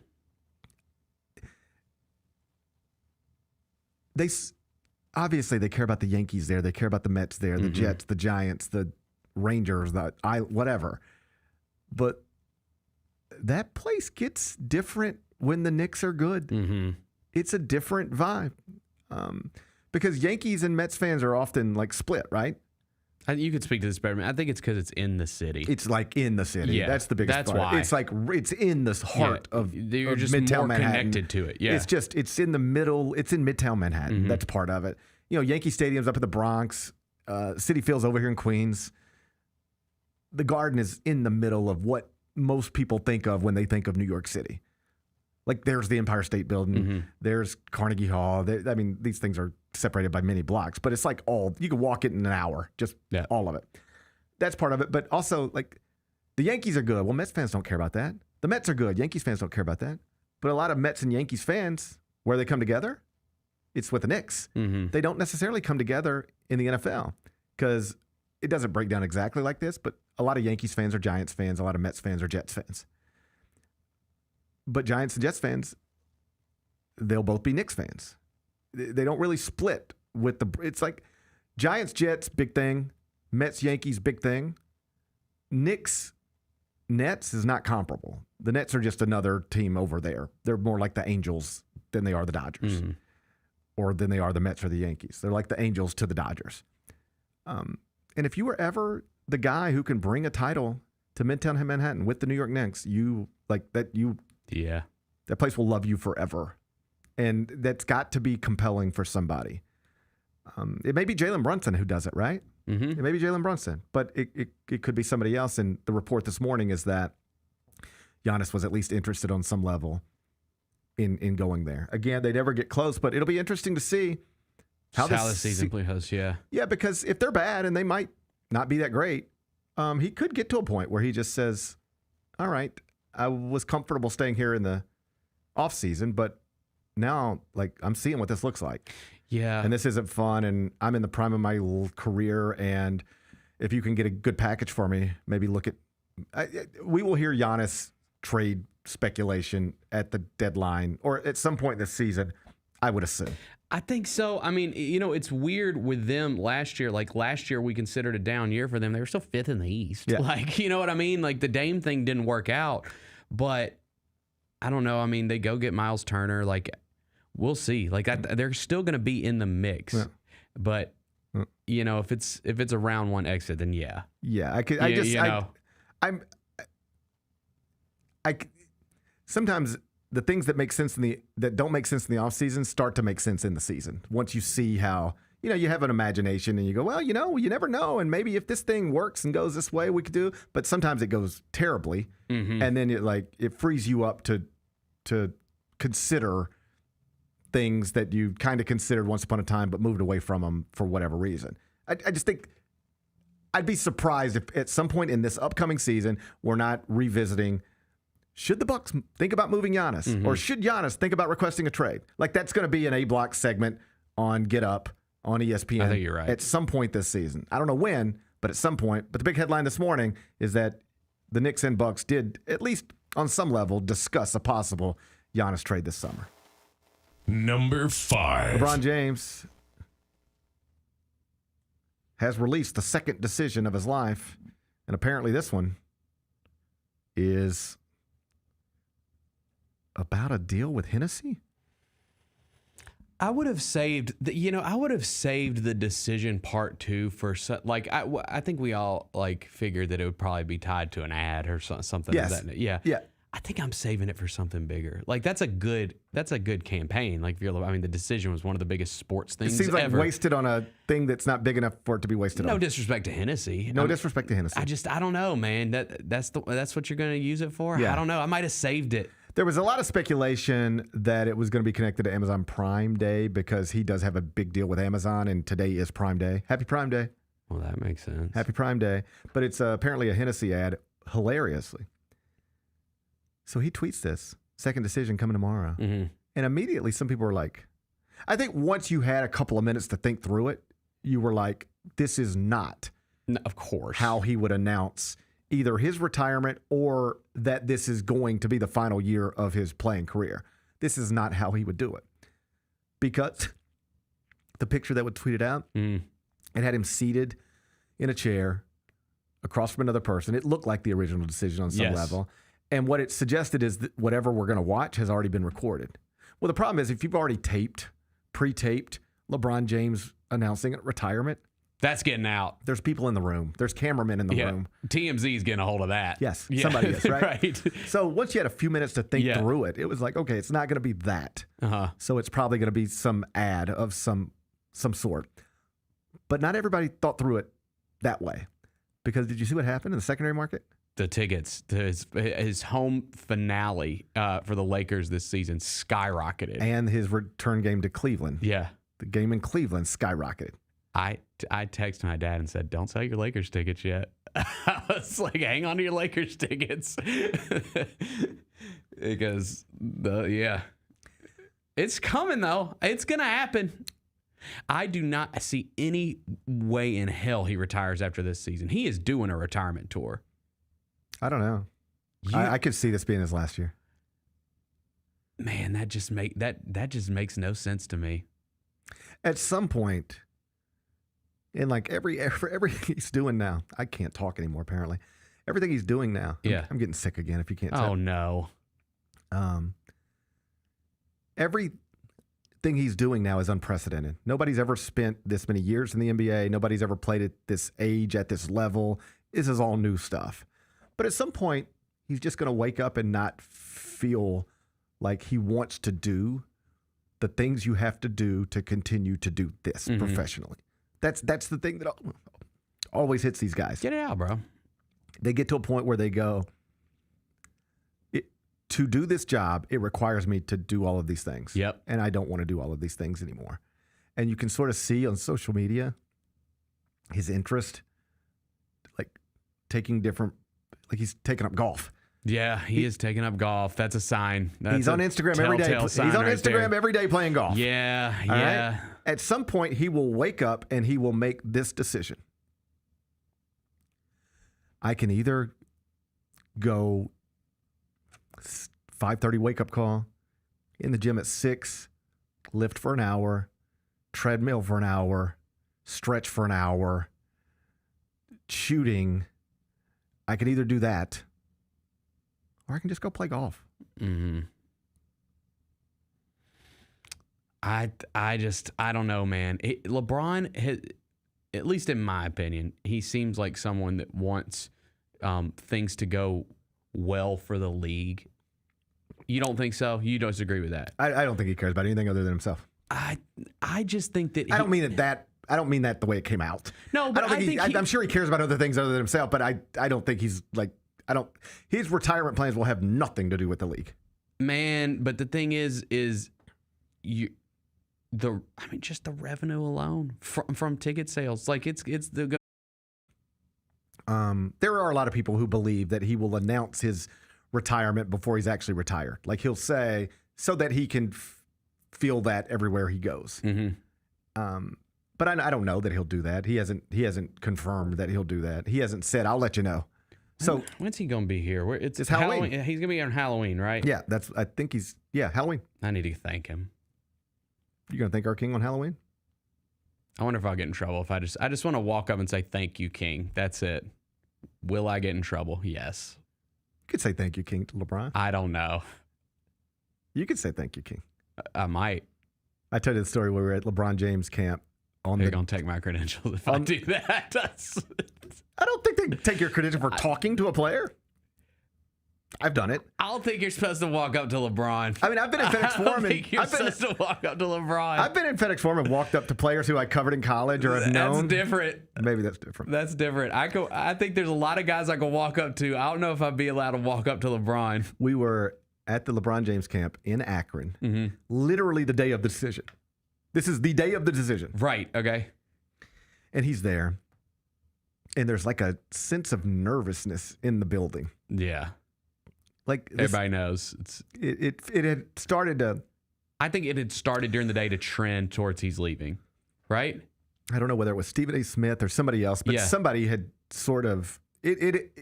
When he said, I'm taking my talents to South Beach, it was not a surprise. Right. Okay. So you've got all that tension in the building. And where we were seated, media, like we could not get down on the court. And so it was really just LeBron, his team, and the campers, like the best high school players in the country that were on the court. Yeah. And then you had parents and like media and everybody else in like the stands. And it was quiet. And it became clear at some point he's about to leave. He's like hugging people, and it becomes clear like he's walking out the door. They got a car waiting for him outside, and he's going to get on a plane and fly to wherever he's flying to and do the decision. This is all happening today. It's very quiet, and I'll never forget this. It was a woman, and it was just dead quiet, and he's almost to the door walking out, and she goes, "Don't leave us, King." Ouch. And I was like, oh, that's like heartbreaking. Yeah. Don't leave us, King. And then, of course, he did. He was out the door. He was out the door. Yeah. And then that night we went to downtown Cleveland to like the bars right around what was at the time called Rocket Mortgage. You know, did you see people burning jerseys? Yes, all that stuff. Oh, you did? Yeah, it was like all that stuff. But more than that, I have two memories from that. One is it was you're in a bar. And all the TVs are on, and he said, "Taking my talents to South Beach," and most of the bar was like, "F you," like that, screaming at the TVs. And I remember this woman, she just went like this. She was like this, watching the TV, and he said South Beach, and she went. She didn't say anything. And when she pulled her head back up, she was crying, and I was like, "She's not mad. She's just genuinely hurt. Like this is hurting people." And then I was just trying to talk to people, and because I was working on a column. I ended up writing a column that night. And I met this young woman who was a lawyer from Cleveland. And I was talking to her, and I was like, so what? She's like, I don't want to sound silly, but this what we just watched has me reconsidering my whole life. And I said, what? I said, please expand on that. She said, well, here's the thing. I'm from Cleveland. This is where I live. This is where I grew up.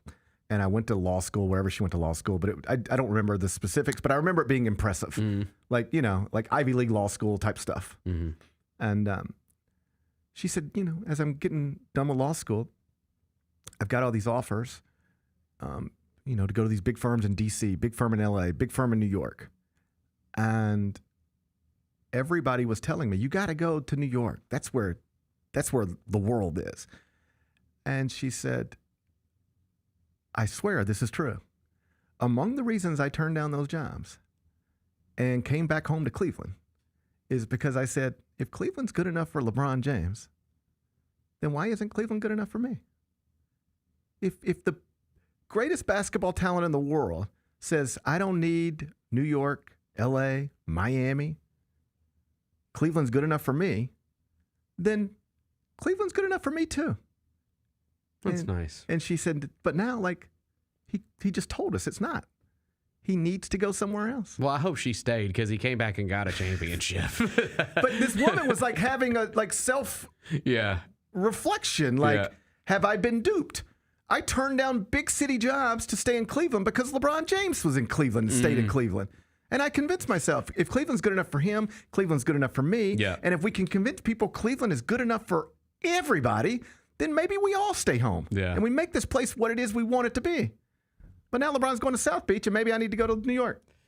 I still remember that conversation. I thought it was interesting. Yeah. That's how much he meant. That's how much that day mattered.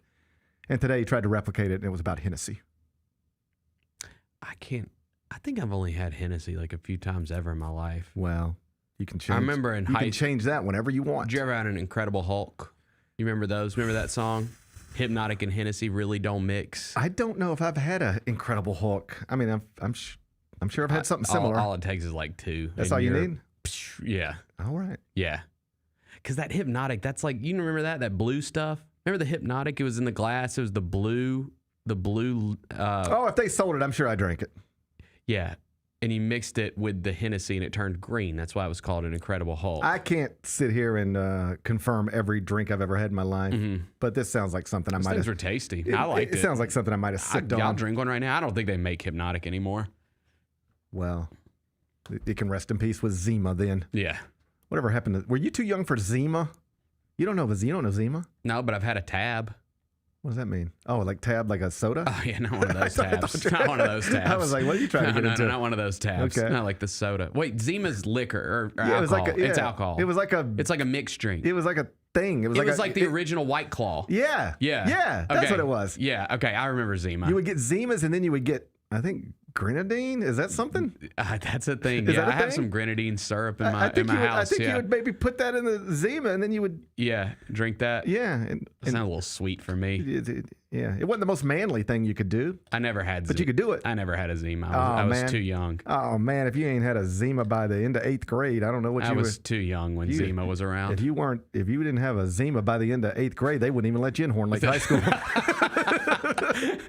you go now they just driving around trucks with White Claw cans in the back of them. You go to register for freshman year at Horn Lake High School. They'd be like, have you had your first Zima yet? Be like, of course I had my first Zima. What are you talking about? Put grenadine in it. They're like, okay, you belong here. You belong here. Had some good times with Zimas. Okay. I don't think those are around. Man, I wish I could find one. I'll look. I do not think Zima's around anymore. Is Zima still made? No, Zima is not currently manufactured as production in the United States, ceased in 2008, and in Japan in 2021. Damn it. That feels like one of those. As recently as 4 years ago, I could have went to Tokyo and got a Zima. That feels like one of those you could bring. Missed opportunity. You could bring that back and people would feel all nostalgic about it. That's Bro, bring Zima back. Bring Zima back and you'll do numbers. It's got that clear bottle. Yeah, you could get creative with the bottles. Like that feels like one that could make a comeback for sure. Bring Zima back. Yeah, I'll buy a 6er. Bring back Zima and chili cheese burritos. I'm happy. And the chili or the queso from Skillet Chili's. queso. Yeah, the skillet. Yeah, I can't talk either. God, this is Chili's horrible. Skillet queso. I don't know how to talk anymore. Both of us losing our ability to speak. Too many Incredible Hulks over the years. Man, if I'd have known they had Zimas in Tokyo in 2021, I'd have tried to get over there. Mm-hmm. You know? Mm-hmm. Didn't know. I've always wanted to go to Tokyo. That's a bucket list. I mentioned going to Tokyo to Jess one time. I don't even know what we're talking about. We're talking about vacations. And she's like, where are you going? I was like, I don't know. We're trying to figure it out. Yeah. And I was like, I might go to, I was thinking about maybe going to Japan. And she was like, everybody goes to Japan now. And I was, what's wrong with that? Well, Japan sounds awesome. And you know what she's every video I watch, like, because I love watching travel videos, and every one I watch of Japan, I'm like, God, I want to go there. So, yeah. And so it was in my head too, perhaps for the same reason. Yeah. And she was like, everybody goes to Tokyo. And I was like, well then I'm not going. And so then I just never thought about it again. But why would I let Jessica Benson shape my opinion about Tokyo? She's becoming a snobby traveler. She's becoming a snobby traveler. I picked up on that a little bit. She's like, everybody goes to Tokyo. Mm-hmm. I felt like if I went to Tokyo, I wouldn't even be able to post about it because she'd make fun of me.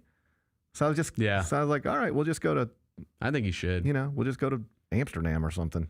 Is Amsterdam okay, Jess? Can we do that?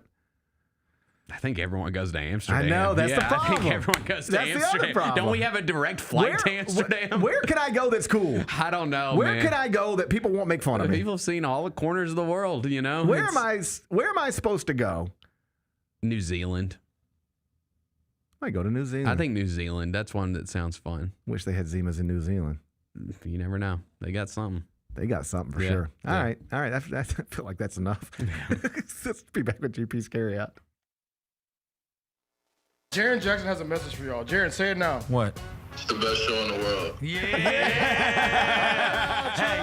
Yeah, Trip. When I showed up at the event last night, he goes, "You got the biggest show in the world." And I said, "No, I really don't." And he goes, "To me, you do. I see you every day." I asked him why he doesn't just walk up here, and he's like, "Because I don't want you to be able to prepare." I'm like, The Chris Vernon Show, live on weekdays at noon on YouTube at Grind City Media and the official Grind City Media app. Let's face it, there's a lot of trash talk in basketball, but the great teams let their performance do the talking. Like Ford F-150 with Pro Power on board, a class-exclusive industry-first feature that turns your truck into a mobile generator and leaves the competition speechless. Ford F-150, official truck of the Grizzlies. Greatness starts here at your Mid-South Ford dealer. Class is full-size pickups under 8,500 pounds, GVWR. Kroger shoppers and Grizz fans. Want exclusive last-minute discounted ticket deals texted straight to you? Sign up with the new Kroger Buzzer Beater deal. Fans can sign up by texting Grizz to 636-479 or visit your local Kroger store in the Delta Division and scan the QR code. By signing up, you agree to receive recurring automated promotional and personalized marketing text messages from the Memphis Grizzlies. Consent is not a condition of any purchase. Message frequency varies. Message and data rates may apply. Catch us if you can at Southland Casino Hotel and win your share of up to $1.8 million in free play and prizes. Join us for drawings every Saturday in May, June, and July. Each month, over 900 winners will take home free play or drive off in a new car or motorcycle.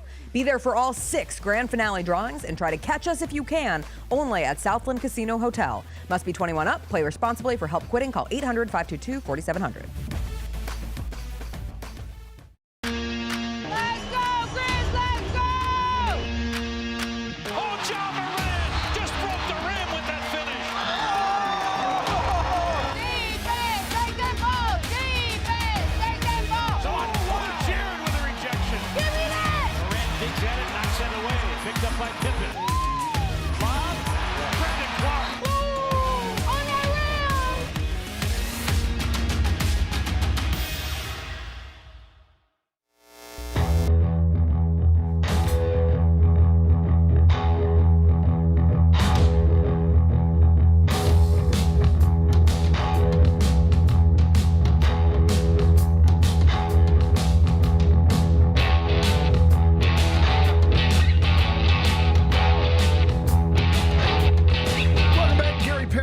Presented by Ortho South. We're inside the Built Ford Tough studio. Let's wrap this up with GP's Carryout.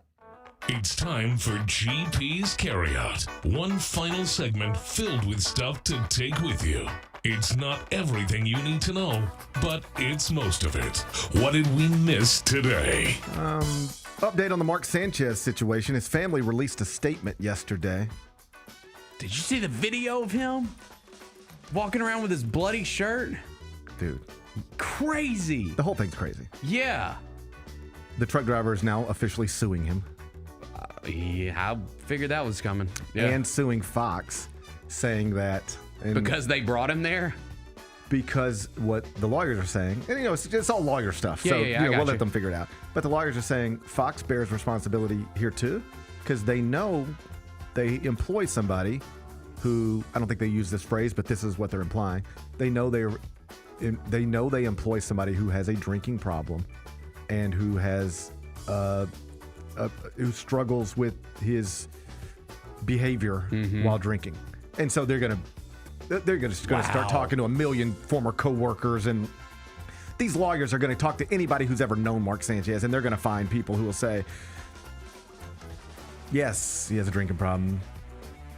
I told Jess, I bet you're going to end up in a situation where you're going to start hearing stories like, and there was one night at a Marriott in Detroit, Mark Sanchez had gotten into an altercation with somebody at a hotel bar. Like, you're going to start hearing these things. I did think this was interesting about the statement. Family statement. Came from his brother. Not the wife. Okay. Does that strike you as odd? That his brother made this statement. If I were involved in something, if I were involved in something and my family had to release a statement, I would assume that statement would come from my wife, not my brother. Yes. Yeah, absolutely. Just seemed odd. Because you would tend to be more sympathetic towards the wife. Like if a statement like that's released, you know what I'm saying?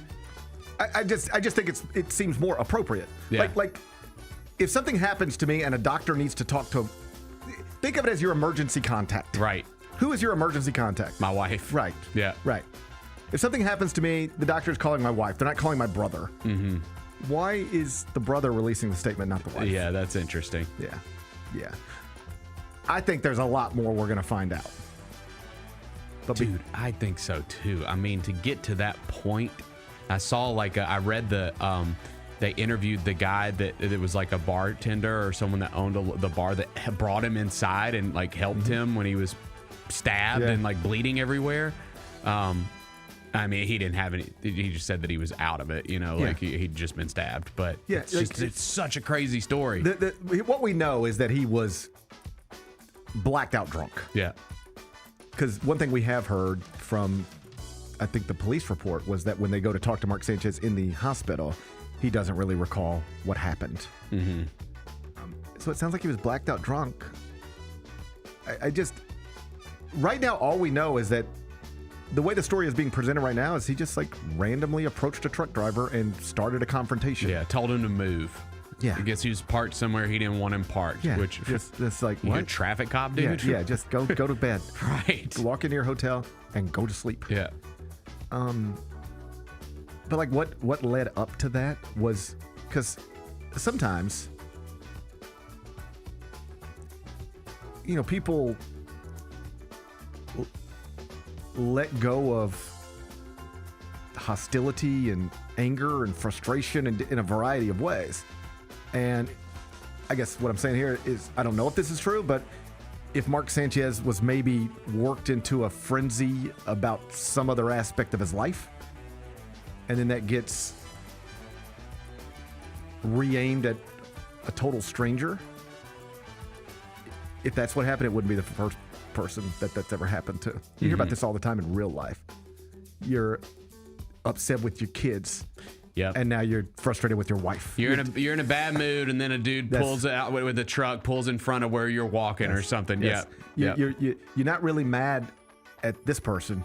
You're mad about this other stuff over here, but now this is the person in front of you. And it's 2 a.m. There's nobody else to take it out on. And you're going to take it out on somebody. Yeah. That's that's the easiest explanation for me to wrap my head around is that he's clearly got a drinking problem, is probably struggling in certain aspects of his life, and that materialized into leading him to this place where he gonna need to talk to somebody. Yeah. Because this charge has been upgraded to a felony. Yeah.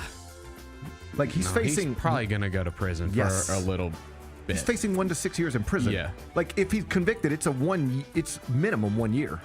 Now I know how federal sentencing guidelines and all that stuff work, or I don't actually know how they work, but I know it doesn't always mean what you think it means.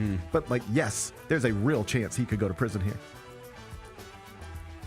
I guess this is why people tell you not to drink too much. I think so. Yeah. You can drink too much and mess up your whole life. Mm-hmm. You can drink too much. Be careful out there. I know, dude. Be careful. You can drink too much and mess up your entire life. Lesson learned. Sounds like that's what Mark Sanchez has done. What's today's biggest game? All right, Bennett, we're going to Yankee Stadium. Okay. We're in the Bronx. It's the Yankees and the Blue Jays, Game 3. On the mound for Toronto, former Cy Young Award winner Shane Bieber. And the Yankees are countering with Carlos Rodon. First pitch, 7:08 Central, FS1. Yankees big favorites at home, -160. Or I can give you Toronto at +140. I mean, dude, they got blasted in the first 2 games. Blasted, so much so. Have you seen any of this? There's a certain segment of Yankee fans who are convinced the Blue Jays are cheating. Like the Astros cheated, like stealing signs somehow. Because they're like, how could you beat us this bad? How are you hitting us like this? Yeah. You ain't hit us or anybody else like this all year. And now, I mean, Game 1 on Saturday, Blue Jays scored 10 runs. Game 2 on Sunday, they scored 13. 23 runs in only because they were the home team. They didn't bat in the bottom of the ninth in either game. So basically 16 innings of at-bats. They've scored 23 runs. That's crazy. Okay. And Yankee fans are saying they must be cheating. And other people are saying, unless you can prove it, shut up, losers. Okay, so here's what I want to do here. This is going to be a first. This is going to be a first. Of all the picks that we've done, this is going to be a first. Then it's got a first. I'm leaning towards Yankees here. But if we find out that the Blue Jays were cheating, we're voiding this down the road. You want to void something? We're going to void. If we find out that the Blue Jays were cheating, we got to void. All right, I'll make a deal with you. You're going to take the Yankees at minus 160. Yes. And if Jeff Passan ever reports that the Blue Jays were caught stealing signs in the American League playoffs 2025, we'll take it off the books. Void. We'll void it. Okay. I'll do that for you. Yeah, they got to get one. Come on. Like, I'm the weird Mets fan who wants the Yankees to win, and it's only because, like, I just like watching baseball. Yeah, right. I just want as many games as possible. Right. I just like I loved getting home from, like, Lou had football practice last night. Or no, baseball practice last night. Buddy, it's something every year. Like, wait till you get here. It's already starting. Dude, every day I do this show, and then it's like, all right, rest of the day I'm just taking people places. My life's not about me anymore. Maybe that's what Mark Sanchez, maybe that's what set him up. That's what pissed him off. Maybe that's what set him off. Mark Sanchez was probably in the bar like, my life ain't about me anymore. All I do is take people to football and basketball and baseball and golf practice. I'm going to fight a truck driver. Maybe I need to fight a truck driver. Don't do it. I'm not going to. I don't think there's a truck driver I could beat up in the world. Not one. Just based on nothing more than they're a truck driver, I think they're probably tougher than I am. Yeah, wasn't that man in his 70s? Yeah. Or late 60s? 69. Well, there you go. Do you think there's a truck driver in the world that I could beat up? Even one? I'm sure. You think if there were 10 trucks, you think if I went to a truck stop today over in West Memphis, I could scope the place out and be like, all right, come on, buddy, let's go. There's a couple that I follow some truck drivers on IG because they post like the day in the life of a truck driver. It's interesting. Is it? You could probably handle some of those guys, yeah. I don't know. Yeah. I don't know. If I ever get blacked out drunk and mad, I'm trying to fight a kid or something. I wouldn't do that. I think you'd get in more trouble than Mark Sanchez. That sounds worse, actually. Okay. I think you should go senior citizen before kid.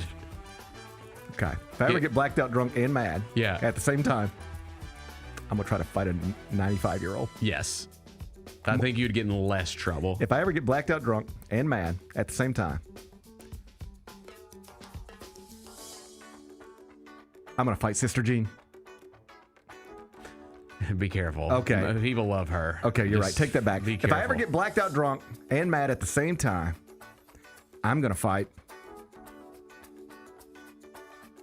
Clint Eastwood. I don't think that's smart. I don't think that would go over well either. It's still Clint Eastwood. He's a legend. I was thinking of Clint Eastwood as like, frail, nearly 100 years old. I bet Clint could still beat some It's ass. still Clint Eastwood. Yeah, dude. Okay, I'm going to have to think on this. But if I ever get blacked out drunk and mad at the same time, I'm going to find me somebody. Yeah. But it ain't going to be a truck driver. I don't think I can handle one. I don't think I can handle one. And I always assume truck drivers carry knives. And now, Mark Sanchez, he had to learn that the hard way. But I would just assume, I would assume two things. This truck driver can beat me up. But if for some reason he can't, he probably has a knife that he can stab me with. I would assume both those things. I would too, yeah. I'm just going to stay away from the truck stops. That sounds like a plan. I don't think I belong there. Yeah. All right. All right, we're going Yankees. Minus 160. Asterisk next to it, though. I got you. Yep. I got We'll revisit. Yep. What are we watching on TV? Hey, if you didn't watch the Taylor Swift interview with Jimmy Fallon last night, it's available on YouTube. She's the biggest pop star in the world. Yep. Maybe the most popular woman in the world. Yes. Anytime she talks, it creates headlines. So if you didn't catch it last night, if you haven't seen it yet, you can find it youtube.com. What's the best thing we've read? Pete Prisco My colleague over at CBSSports.com has updated his NFL power rankings after Monday Night Football. Number 1, any argument? He's got the Detroit Lions. I don't know. Number 2, Philadelphia Eagles. Number 3, Buffalo Bills. 4, I would Tampa put Bay the Bucks. Bills number 1 still. I don't care that they lost. Number 5, Steelers. Oh yeah, not being talked about enough yet. I don't think. This is wild. Well, it's because the Ravens are just descending so fast that someone's got to win that division. We know the Bengals won't, and the Browns won't either. Why, when Aaron Rodgers was in New York and losing every game, we talked about him nonstop, and now he's in Pittsburgh winning, and we don't talk about him at all? I think now that the Ravens, it's becoming pretty clear that the Ravens are not just going to run away with that division like everybody assumed, and Joe Burrow got hurt. Like it's theirs, and now it's like, oh wow, they're really going to do this. Where do you think the Chiefs are? 10. 16. Damn. Your Titans? 32. 29. Okay. Ahead of the Saints, Dolphins, and the Jets. Pete Prisco's power rankings. They're at CBSSports.com. Hey, I saw he celebrated on CBS Sports HQ as they brought him out a cake and everything. Nice. 65 years old, Pete Prisco. How about that? I believe he is the only CBSSports.com writer who has been there longer than me. 65-year-old Pete Prisco. It was Dennis Dodd, but he retired. Do you know the years? I'm not sure, but I remember him being there. So you think a cake's probably in your future? I don't know. I've never gotten a cake for leaving anything. But I have gotten cakes. I have gotten cakes in studio, just like that. You did? Yeah, I'm always in studio. I'm not always, but I'm often. And they brought you a cake? Oh, yeah. Nice. Emmy Salmonson. That's awesome. Emmy award-winning producer. She's always happy to get you a cake. Scandals. 65 years old, Pete Prisco. So I was thinking about this. Could that sounds like, I can't imagine doing this for 17 more years. It just feels like forever. Mm-hmm. But maybe I will. Maybe you will. Maybe I'll be 65 years old sitting on CBS Sports HQ, just like Pete Prisco was. I think you will. I'd like to. Yeah. I don't know if I think I would like to. Yeah. All right. You should. Anyway, go. If I'm still ranking basketball teams at 65 years old, I'll be lucky. Yes, you will. That whatever I thought I was about to say, I should replace it with I'll be lucky. Yep. If I'm able to rank basketball teams at 65 years old, I'll be lucky. Pete Prisco did it with football teams this morning. 1-32 in the NFL. Check it out. It's on the homepage, CBSSports.com. What's on tap for tomorrow? Well, tomorrow will be Wednesday, so we'll get you ready for preseason game number 2, Grizzlies and Celtics inside FedEx Forum. Chris Vernon is going to join me if he's back in town. I think he's back. Okay. Yeah, he's back. Because I'm producing his show today and I'm not tomorrow, so I think he's back. Yeah. I mean, I text with him every day, all day long, but it has never occurred to me to ask him when he's coming back. No, he'll be here. I hope. I don't know how most people are with their friends, but it is incredible how often I communicate with my friends, but have no idea what's going on with them. Right. None. Yeah. I get that. Yeah. I'll get home from golf, and Kelly will have a series of questions for me. So, did you talk to so-and-so? Yeah. So, how's so-and-so doing? I don't know. Did you ask him about this? No. Did you ask him about that? No. What did y'all talk about? Nothing important, ever. I know. Never anything important. That's true. Never anything important. We mostly just tell old stories to try to make each other laugh. We don't try to find out anything about each other. It's always a great time, though. It's the best time. Yeah. My favorite friends are the ones who don't ask me questions. We just sit around and tell old stories and laugh. Yeah. And try to say things that make everyone uncomfortable. Yeah. I'm not trying to have a real conversation. I just want to, if you got a good story that'll make me laugh, tell it. Yeah. And then I'll see if that sparks one in my head. And then, eventually the round of golf will be over. Mm-hmm. But nothing serious. We have no serious conversations. No, we don't. All right. Anyway, Chris Vernon may be home. Yeah, we'll see. Chris Vernon may or may not be home. I'll text him all day today and maybe throw that in there. I'll never once ask. Okay. I'll never once ask. Enjoy the rest of your day. I'll try to enjoy mine. Meet back here tomorrow at 10. Till then, be careful, be kind, be good. Rep your hood.